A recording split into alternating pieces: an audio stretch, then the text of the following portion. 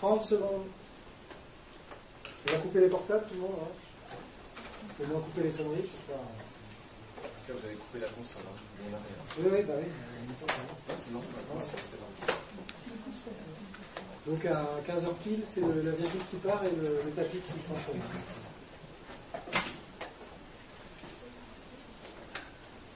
« 7, 6, 5, 4, 3, 2, 1, c'est parti.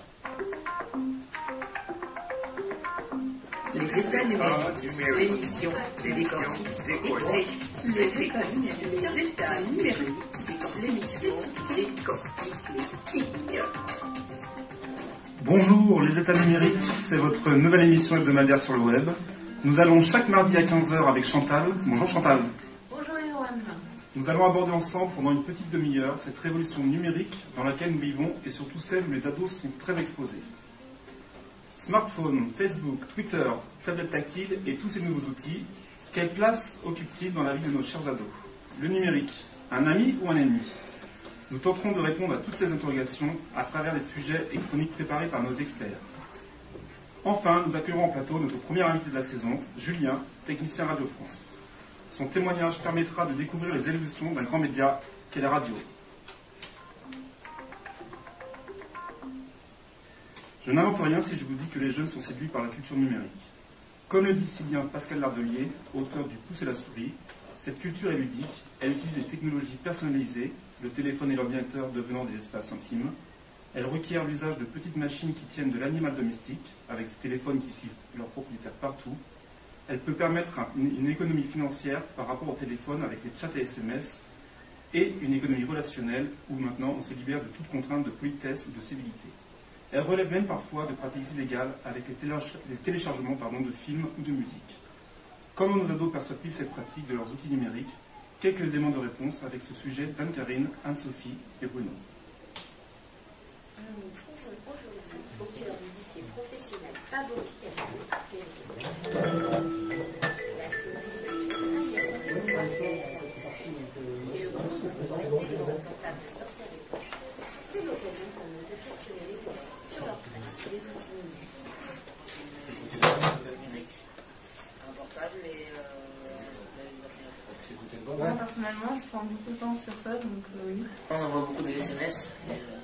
Quand on est tout seul ou même avec des amis, ça arrive qu'on envoie des SMS. Moi je préfère être avec des amis plutôt que d'être sur ma tablette. Maintenant, dans la vie d'un adolescent de notre âge, ça devient important parce que c'est l'évolution et on ne peut rien faire contre eux. La journée d'un élève semble être grandement rythmée par le temps accordé à ces outils. Depuis longtemps, le lycée propose des ateliers permettant de s'initier au théâtre et au cinéma. La maison des lycéens est aussi un lieu convivial, mis à leur disposition, où Madame Salinier, conseillère principale d'éducation, côtoie régulièrement les élèves qui souhaitent s'y impliquer. Il y a très très peu d'élèves, il faut vraiment aller les chercher. Ils n'ont pas envie de donner de leur temps. Plus de chances de les intéresser si vous faites quelque chose qui les touche, et notamment tout ce qui est informatique, leur téléphone. C'est une grosse bagarre. Hein. Déjà, on ne sait jamais qui parle à qui. Quoi. Parce que quelquefois, vous croisez des élèves, ça parle, mais en fait, ils parlent au téléphone. Alors, ils sont avec d'autres. Pour leur parler, quelquefois, il faudra leur téléphoner. Des journées dans lesquelles l'utilisation des outils numériques prend le pas sur les activités extrascolaires, cela semble être une réalité chronophage bien plus qu'un mythe. Cette multiplication des supports numériques et du temps que les jeunes y accordent semble exponentielle. Et certains spécialistes, comme le psychologue Stéphane Deshoulles, tirent la sonnette d'alarme. C'est pas forcément le contenu du message qui prime, c'est plutôt, en tout cas pour l'utilisateur, d'avoir un retour de ces messages et de vérifier qu'il y a quelqu'un vraiment qui est présent et qu'il existe toujours finalement. Hein. La notion de l'objet transitionnel, je ne sais pas si vous voyez ce dont il s'agit. Il semblerait donc qu'on puisse envisager ces pratiques comme la quête d'une reconnaissance d'identité. Et c'est peut-être alors à la société de s'interroger sur les causes qui poussent nos jeunes à chercher dans les outils numériques un refuge, un cocon qu'ils ne trouvent plus ailleurs. Anne-Sophie, bonjour. Bonjour. Donc vous avez réalisé ce reportage. Alors si je cite le docteur Marc Valeur, psychiatre à Paris, il déclare que la dépendance à Internet est normale, car selon lui, dans toutes les étapes de la civilisation, les humains ont toujours été dépendants aux outils qui nous servaient de prothèse. Alors, question, est-ce que les outils numériques sont des outils indispensables au quotidien des jeunes? Alors, si on parle d'outils indispensables, il me semblerait intéressant de faire une distinction entre indispensable et utile. Quand on évoque un objet indispensable, on a tout de suite l'idée de quelque chose dont on ne peut se passer. Et il est vrai que c'est ce qui revient souvent dans les propos des jeunes, hein, un objet qu'on utilise surtout pour entrer en communication ou avoir un contact.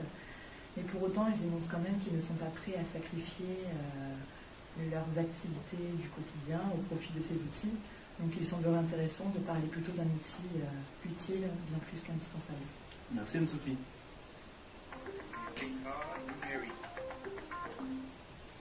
Aujourd'hui, l'entrée au collège semble marquer une étape importante pour les ados, puisque 74% des 13-15 ans possèdent un téléphone portable et 90% des 15-17 ans. Quant aux tablettes numériques, type iPad, elles ont été le cadeau le plus sollicité à Noël. Cédric, bonjour. Bonjour. Quel état des lieux pouvons-nous faire sur l'utilisation de ces produits numériques en France? Eh bien, Erwan, le saviez-vous, en France, d'après une récente étude du Credoc, près d'un internaute sur deux déclare avoir du mal à se passer d'Internet plus de 3 jours. En tête des services jugés indispensables, on trouve le courriel, puis suivent loin derrière les sites d'infos et les réseaux sociaux. Ce phénomène de dépendance semble s'accentuer avec l'émergence des smartphones et autres tablettes. L'Internet mobile a enfin décollé et près de 30% d'utilisateurs aujourd'hui peuvent se connecter.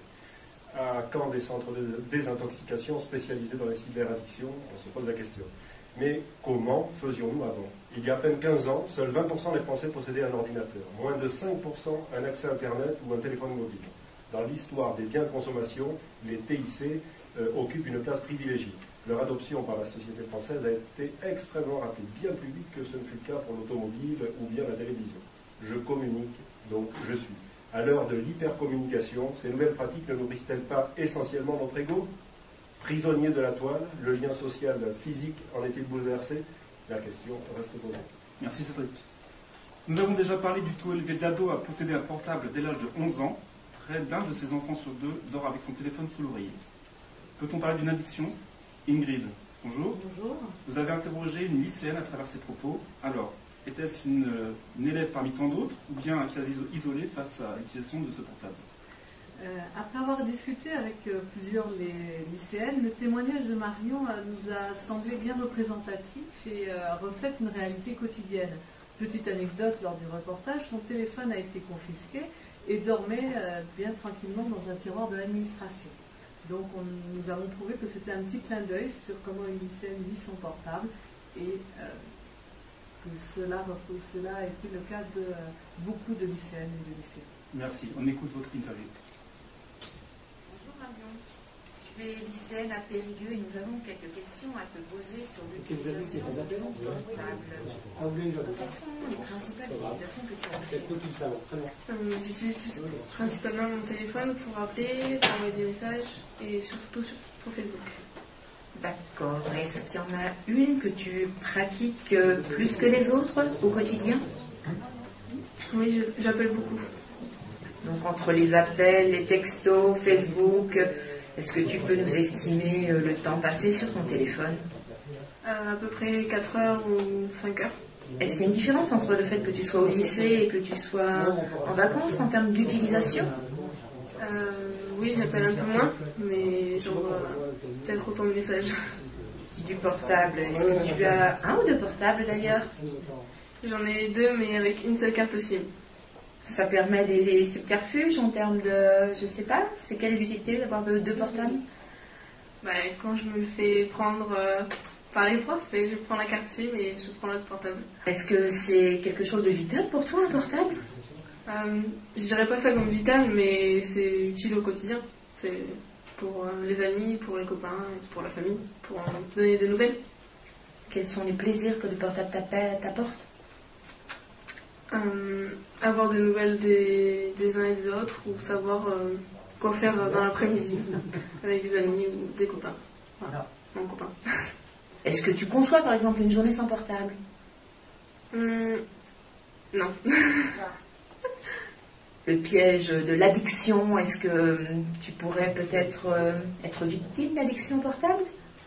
Ouais, mais c'est une certaine addiction qu'on peut arrêter, sûrement. Sauf qu'une journée sans portable pour toi, c'est inconcevable. Voilà. Une interview réalisée donc par Emmanuel Ingrid auprès d'une lycéenne de Périgueux. Les jeunes aujourd'hui consomment énormément d'écrans, que ce soit celui de leur téléphone ou de leur ordinateur, au détriment peut-être des livres, qui semblent rencontrer de moins en moins de succès. Pierre, bonjour. Bonjour. Parlez-nous des livres numériques que certains considèrent comme un moyen d'inciter les jeunes à la lecture. Alors, comme le disait un grand philosophe matérialiste Larmentière au siècle dernier, je cite, « Il faut lire ». C'est sur cette injonction que s'ouvrait la conférence inoubliable portant sur la littérature courtoise du XXe siècle qu'offrait Daniel Amidou, enfin Danny Boone, quoi. De nombreux observateurs pensent la baisse du temps de lecture comme un effroyable glissement civilisationnel et d'aucuns s'évanouissent carrément à la vue des pratiques des jeunes, cette génération Y ou C ou Z, qui a toujours vécu avec les jeux en ligne et les réseaux sociaux et qui semble avoir brûlé les icônes des générations V, I, E, U et X, enfin les vieux quoi, leurs livres, leurs journaux papier, pour les remplacer par des écrans.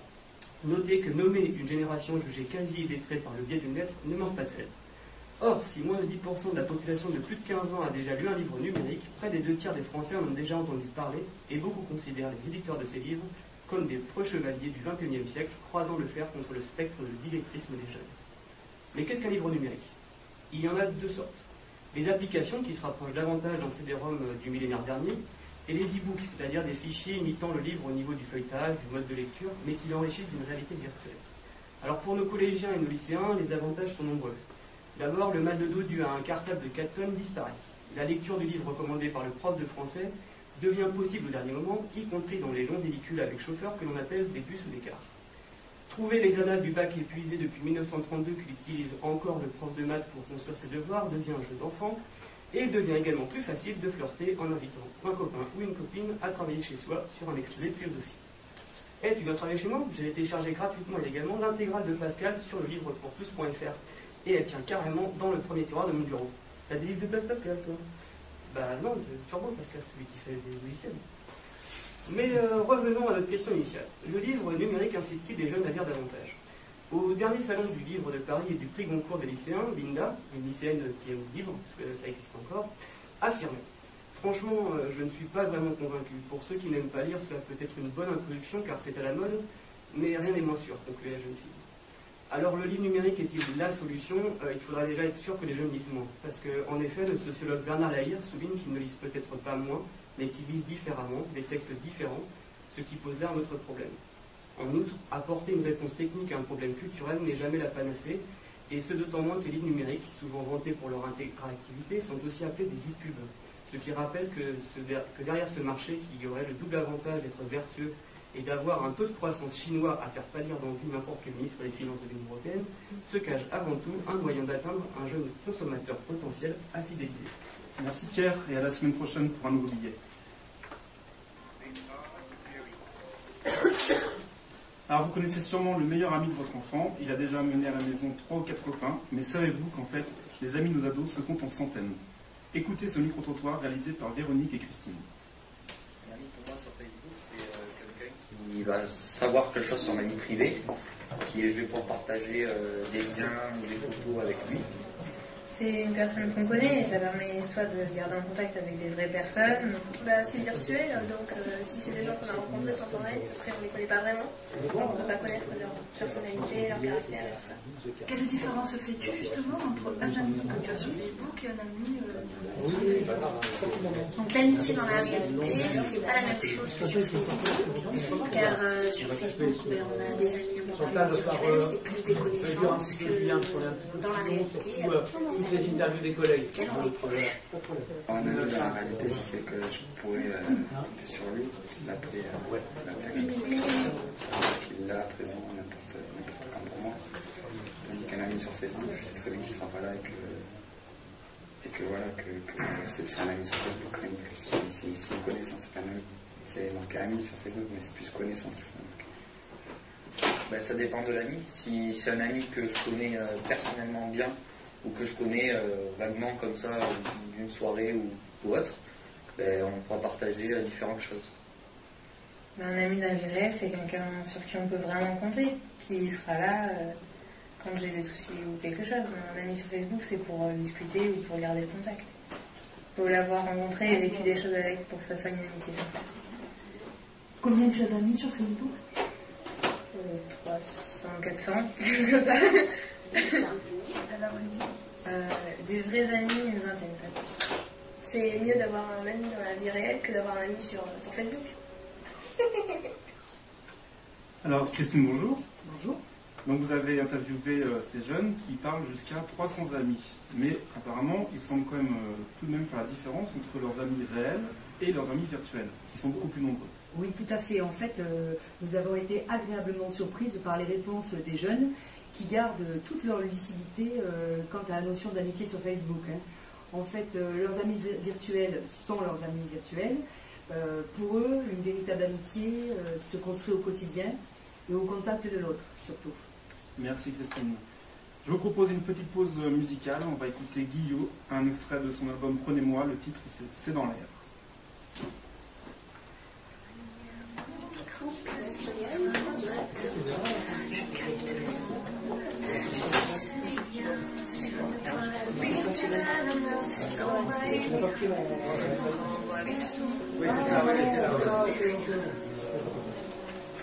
Je ne sors plus de mon appartement, ça ne sert à rien. J'ai tout regardé à portée de main. Comme Washington, Nixon et la mode. Sur les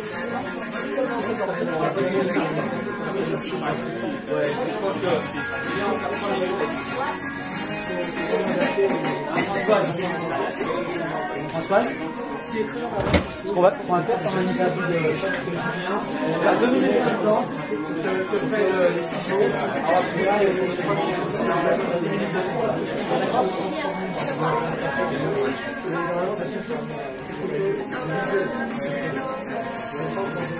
Par contre, là, normalement, pendant la musique, il y a Chantal et Marie qui viennent s'installer là.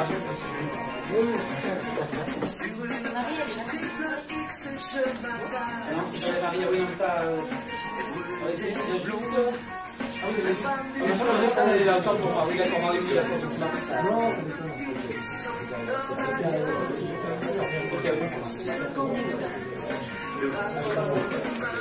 je ne sors plus de mon appartement, ça ne sert à rien. Toute la planète à portée de main.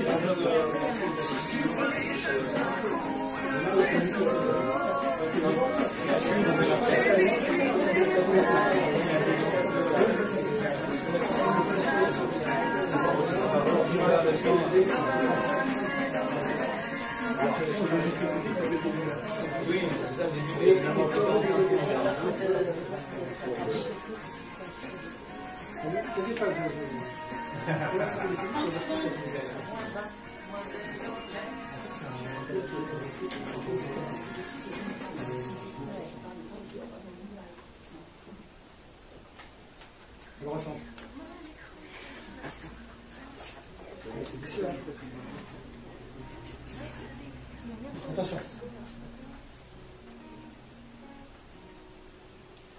Guillot en musique dans les états numériques. Guillot que vous pouvez retrouver en concert le 19 octobre à La Rochelle.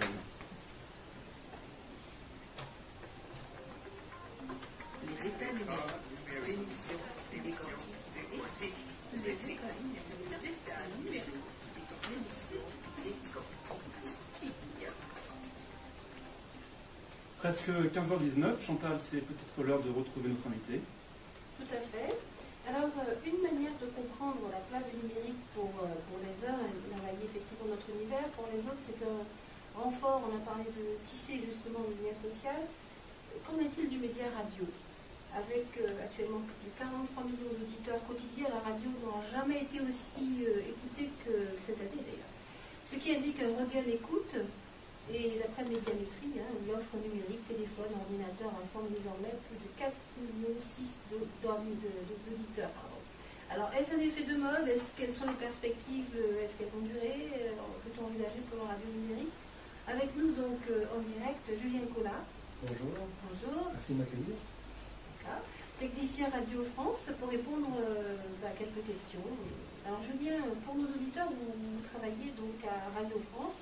Alors, je rappelle que Radio France, c'est un groupe composé de 7 chaînes de radio à identité forte, dont les programmes sont aujourd'hui référence.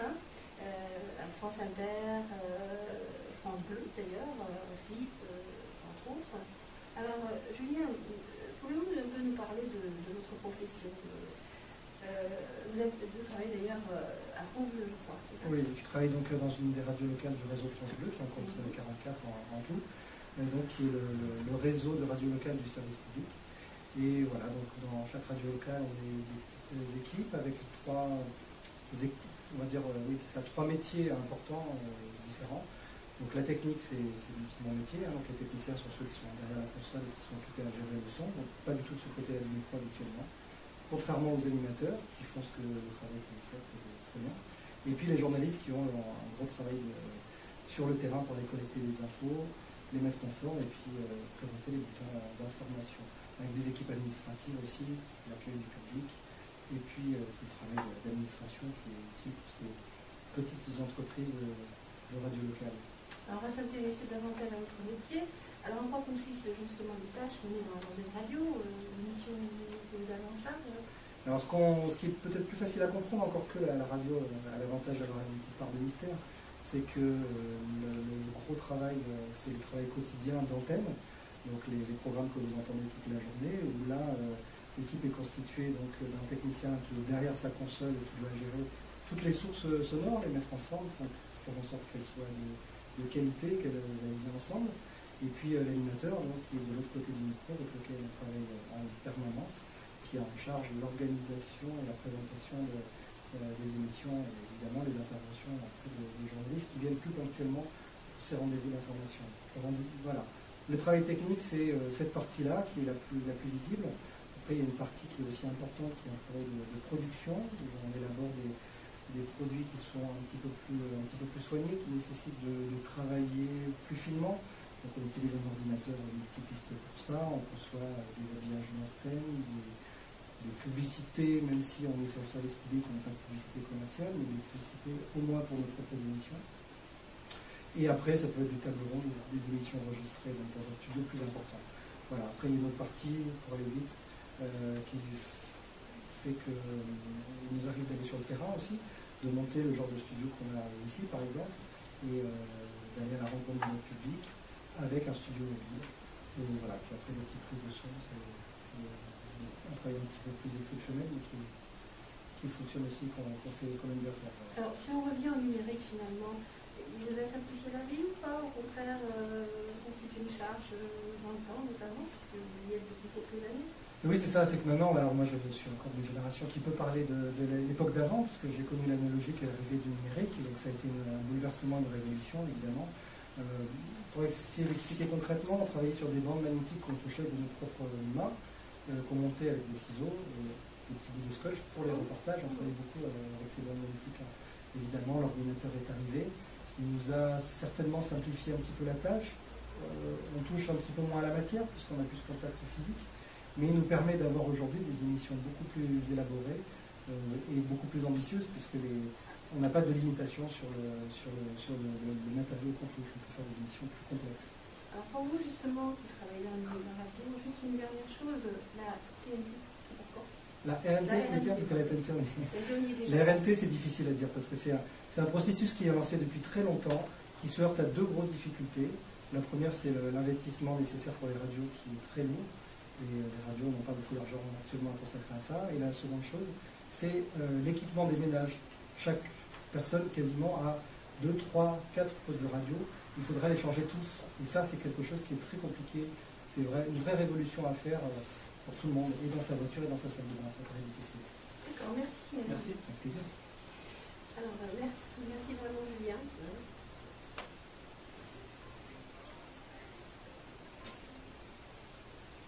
Alors, cet échange était particulièrement intéressant. Rencontrer celui qui fait de la radio, celui qui fait de la radio, c'est toujours tout à fait profitable. Alors maintenant, il est 15h24, donc quelques minutes sur notre antenne cet après-midi. Un enjeu numérique et la place dans notre environnement. Alors, comment le numérique agit-il sur notre langage? Qu'apporte-t-il vraiment? C'est intéressant d'écouter mon reportage signé par Patrick et Sophie. Première expérience avec un enregistreur numérique. Nous avons voulu savoir si notre perplexité était partagée. Nous avons demandé à quelques utilisateurs.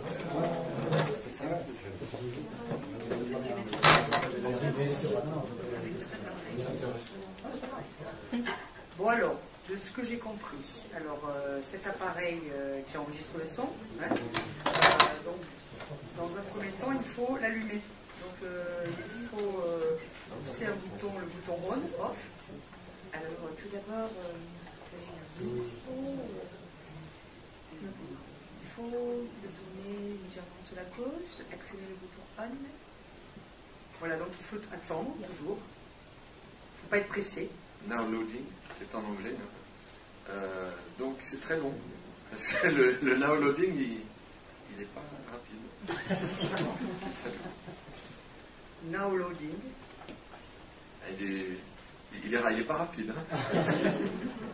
Voilà, donc il faut attendre toujours. Il ne faut pas être pressé. Ça y est. L'écran est en place. Enfin, passé cette première phase, l'appareil allumé, intervient la phase bouton. Et puis après, si je me souviens bien, il faut appuyer là sur le front 90 degrés. Alors ça doit être le bouton tout en bas. Et puis après, il faut contrôler le son avec ce petit bouton. Ensuite, tout simplement, nous appuyons sur le bouton rouge d'enregistrement lorsqu'il s'agit d'enregistrer les réponses aux interviews. Quelques connecteurs plus loin, nous sommes enfin rassurés sur notre connaissance du fonctionnement de l'appareil et notre angoisse s'endort, bercée par un discours de maîtrise technique. Bon alors. Voilà. Ensuite. Ensuite. Alors. Donc. Et puis après, ensuite tout simplement. Ensuite. Voilà.